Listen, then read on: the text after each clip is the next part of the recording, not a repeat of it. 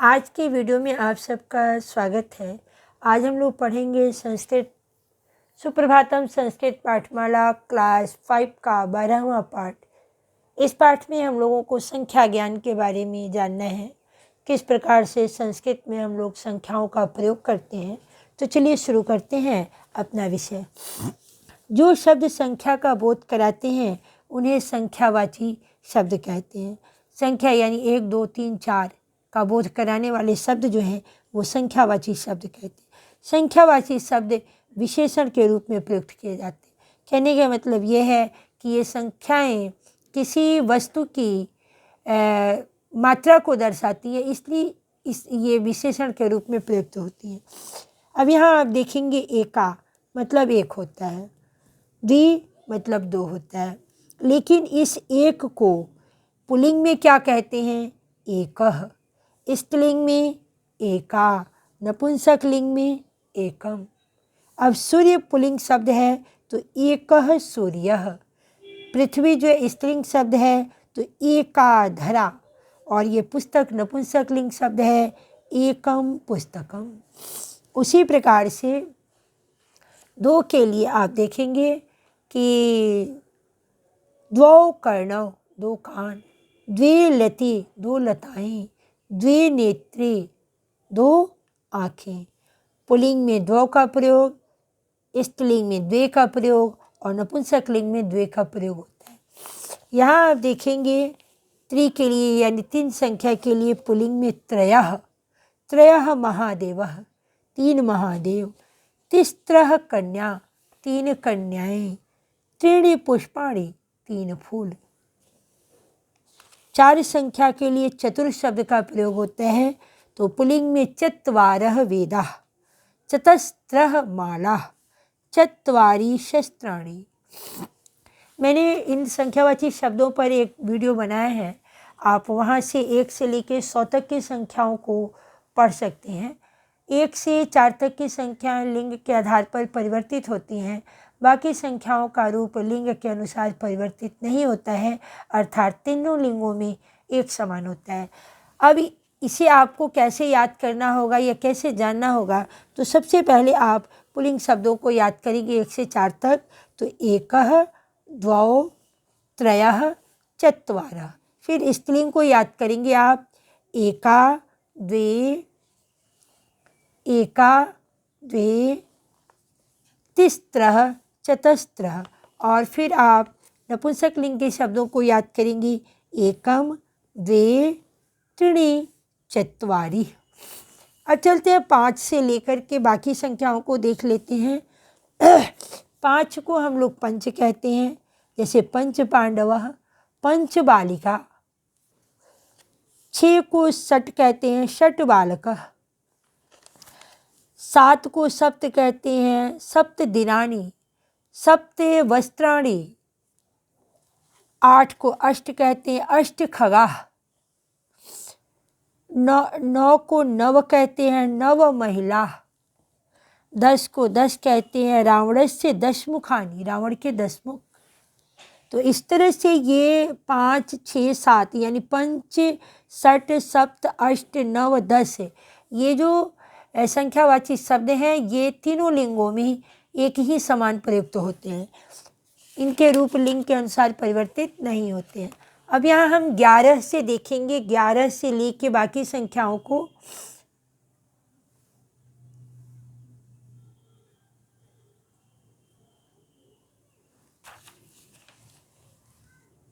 ग्यारह को संस्कृत में एकादश कहते हैं, 12 को द्वादश कहते हैं, 13 को त्रयोदश कहते हैं, 14 को चतुर्दश कहते हैं, 15 को पंचदश कहते हैं और 16 को षोडश कहते हैं।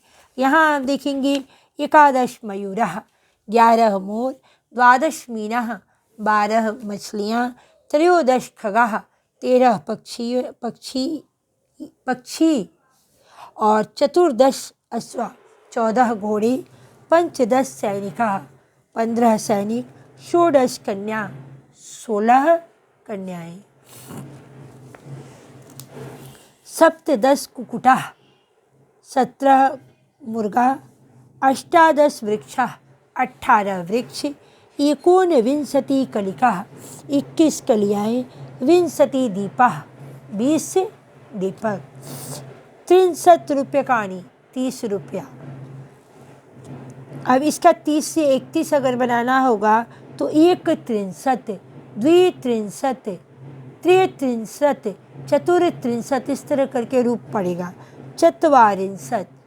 चत्वारिंशत् मतलब 40 होता है, तो 40 रूप्यकाणि 40 रुपये।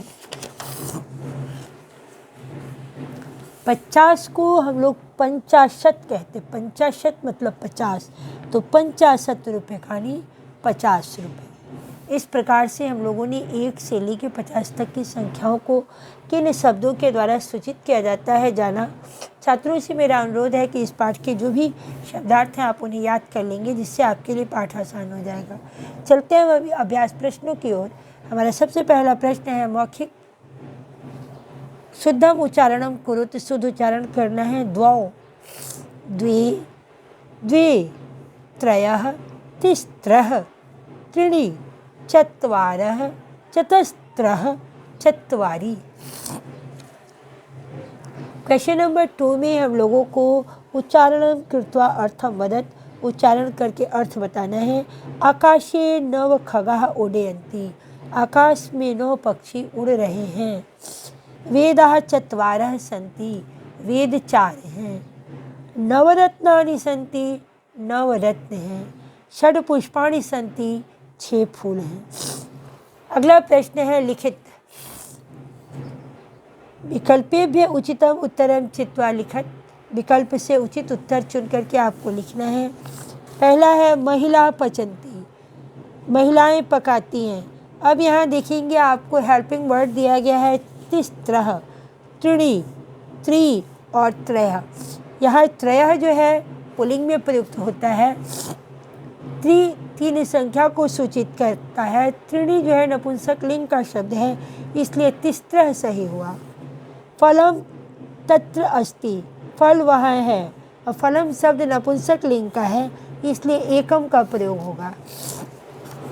बालकाः लिखन्ति, बालक लिखते हैं। बालकाः शब्द जो है पुल्लिंग है, बहुवचन है, इसलिए यहाँ पे चत्वारः शब्द का प्रयोग होगा।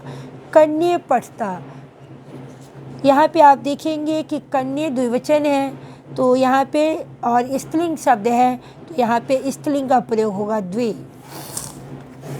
अगला प्रश्न है संस्कृत संख्या शब्द है रिक्त स्थानानि पूरयत।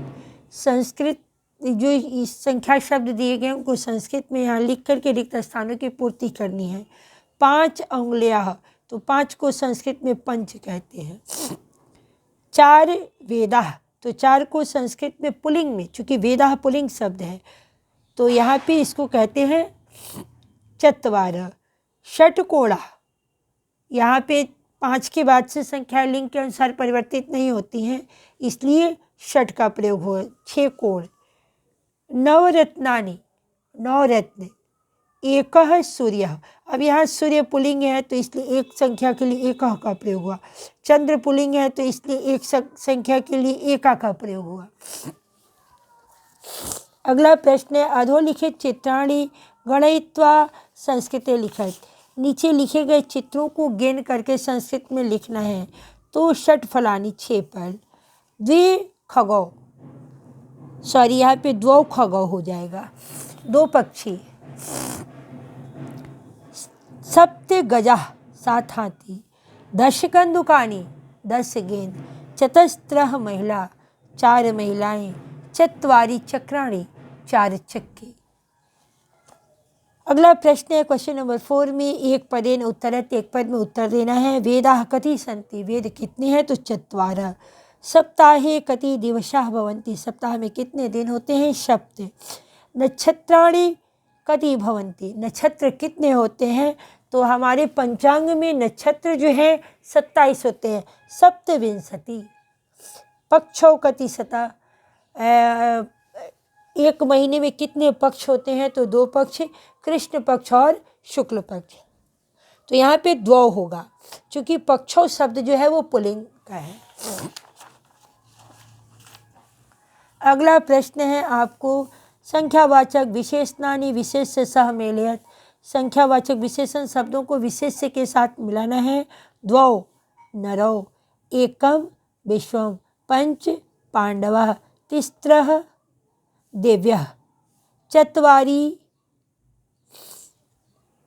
शस्त्राणि, षट् ऋतवः, एकः सूर्यः, 10 रावणस्य मुखानि। अधोलिखित संख्या पदानि आरोह क्रमेण लिखत। नीचे लिखे गए संख्या पद को आरोही क्रम में, यानी कि आरोह का मतलब होता है बढ़ते हुए क्रम में और अवरोह का मतलब होता है घटते हुए क्रम में, यानी असेंडिंग ऑर्डर में आपको लिखना है, बढ़ते हुए क्रम में। तो एकः, द्वौ, त्रयः, चत्वारः, षट्, सप्त, अष्ट और 10। यही अगर आपको अवरोही क्रम में लिखना होता तो आप लिखते 10, अष्ट, सप्त, षट्, चत्वारः, त्रयः, द्वौ, एकः। अब क्वेश्चन नंबर 7 में है कि हमारे स्वास्थ्य के लिए क्या उचित है और क्या अनुचित है। सही और गलत का निशान लगाएं। हंसना उचित है, खेलना उचित है, झगड़ा करना अनुचित है, घूमना उचित है, अनुशासन भंग करना अनुचित है, दौड़ना उचित है। अब यहाँ आप देखेंगे कि रचनात्मक प्रश्न है। यहाँ पे आपको चित्र लगाना है और शरीर के अंगों के नाम लिखिए जो संख्या में भिन्न भिन्न है तथा उन अंगों का चित्र बनाकर या चिपकाकर उसके संख्यावाची शब्द संस्कृत में लिखिए।